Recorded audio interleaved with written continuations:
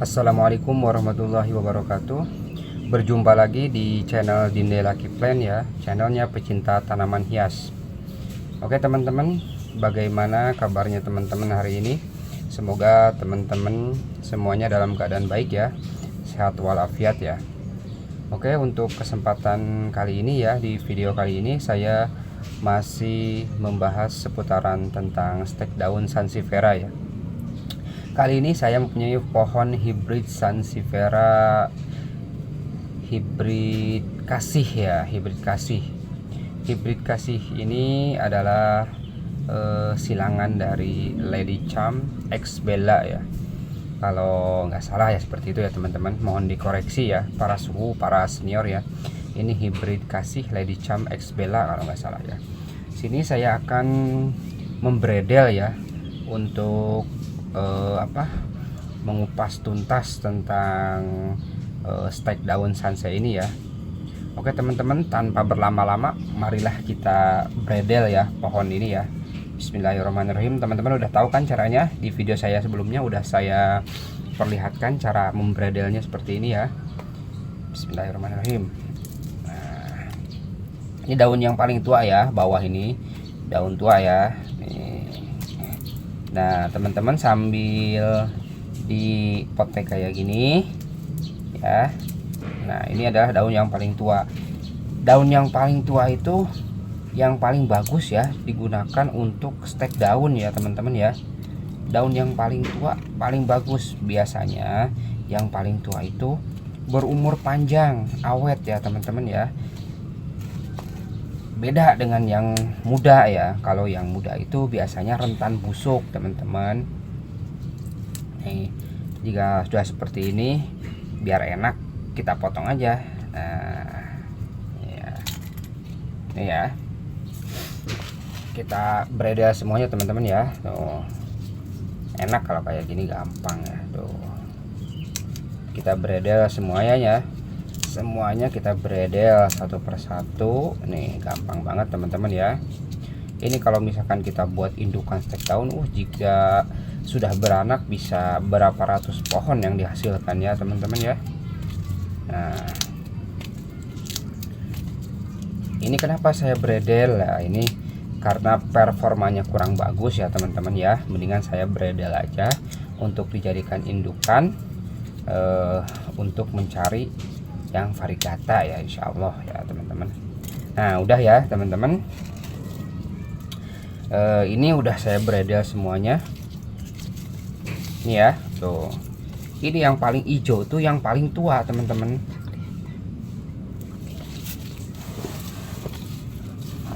Ini teman-teman boleh dilihatin kamera agak deket ke sini teman-teman. Nah ini ya, ini yang paling hijau ini paling tua teman-teman nih. Hijau ini paling tua, yang hijau ini paling tua. Ini yang tengah daun, ini yang paling ujung atau pucuk daun ini. Coba dideketin kamera. Nah, ini yang paling muda ya, di pucuk-pucuk, area pucuk. Nah, balik lagi. Biasanya kalau stek daun itu yang paling bagus itu yang paling tua seperti ini teman-teman nih. Yang paling tua itu, kenapa paling tua? Biasanya paling tua itu paling berumur lama, pengalaman saya itu teman-teman ya.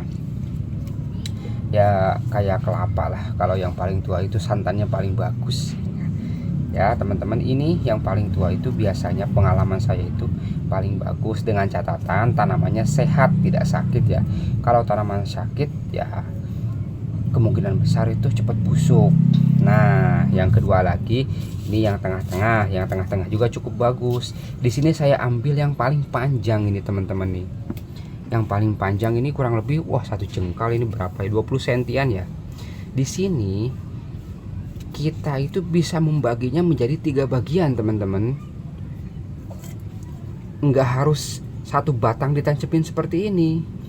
Kita bisa membaginya teman-teman nih. Ini satu gini ya, kita potong aja nih. Bismillah. Satu.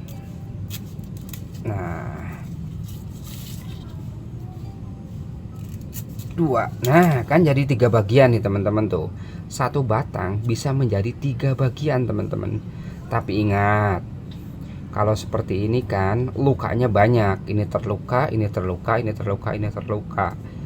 Jadi jangan sampai terkena air dan harus benar-benar kering ketika mau ditanam itu. Dan satu lagi, kalau dipotong seperti ini teman-teman, jangan sampai terbalik, mana atas mana bawah. Tadi kan seperti ini nih. Nih, seperti ini teman-teman nih. Yang bawah mana? Otomatis yang sini kan bawah. Nih, ini bawah, bawah semua ini bawah. Ketika ditancepin berarti ini yang di bawah. Ketika ditancepin ini yang di bawahnya. Ini juga ketika ditancepin ini yang di bawah. Sama lah ketika kita menanam batang pohon singkong.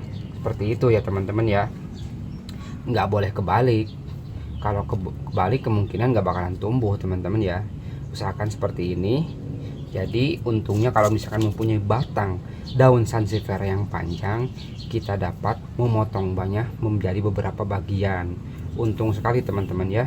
Kalau misalkan punya yang panjang-panjang seperti ini bisa jadi 3 bagian.